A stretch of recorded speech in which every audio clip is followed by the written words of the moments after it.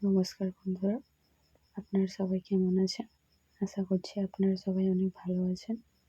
এখন আপনারা দেখছেন ভূতুড়ে ডায়েরি 01, সাথে আছে আমি সালমা।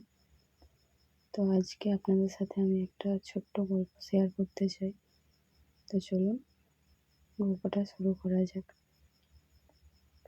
গল্পের নাম হলো পুরনো কবরস্থানের ছায়া। পশ্চিমবঙ্গের এক ছোট্ট গ্রামে ছিল একটি পুরনো কবরস্থান।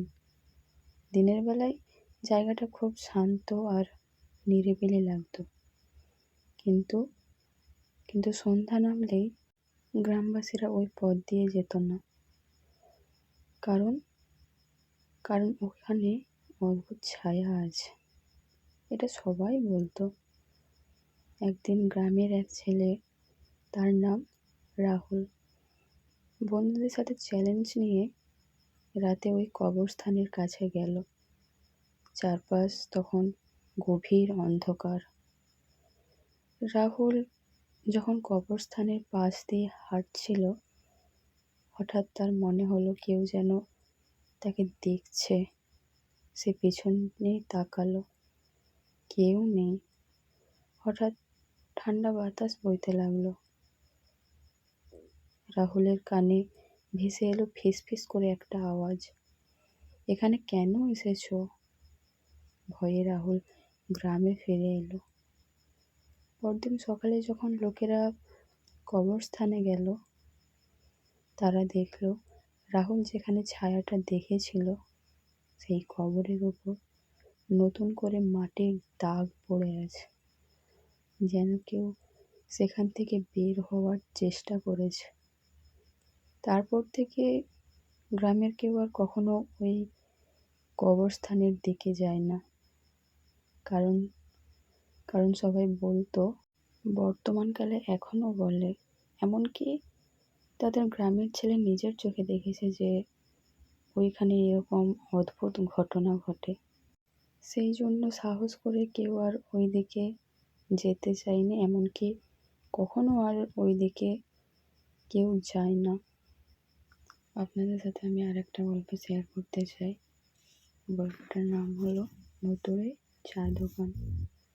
এক গ্রামের নির্জন রাস্তার পাশে ছিল একটি ছোট্ট চা দোকান। সবাই তাকে বলতো ভূতুড়ে চা দোকান।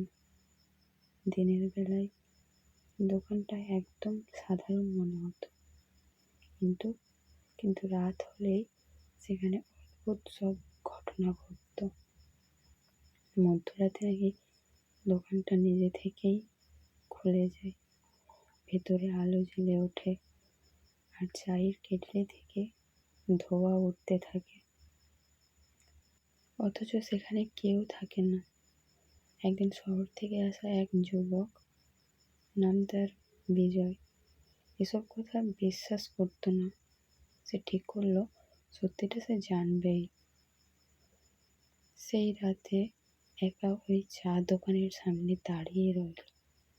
চারপাশ গভীর নীরবতা। হঠাৎ দরজাটা ধীরে ধীরে খুলে গেল। বিজয় ভেতরে ঢুকতেই দেখলো টেবিলের উপর একটা গরম চায়ের কাপ রাখা, কিন্তু দোকানে কেউ নেই। হঠাৎ তার পেছন থেকে একটা ঠান্ডা কণ্ঠ ভেসে এলো, চা খাবে? বিজয় ঘুরে তাকাতেই দেখলো দোকানের মালিক দাঁড়িয়ে।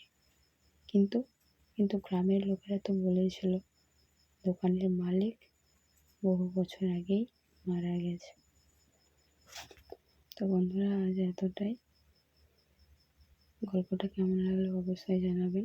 লাইক, কমেন্ট, শেয়ার করে পাশে থাকবেন আর সাবস্ক্রাইব করে রাখবেন এরকম আরও নিত্য নতুন ভিডিও পাওয়ার জন্য।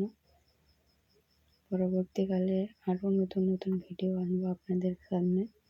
তো বন্ধুরা, আজ এতটাই। কাল আবার দেখা হচ্ছে নেক্সট কোনো একটা ভিডিওতে।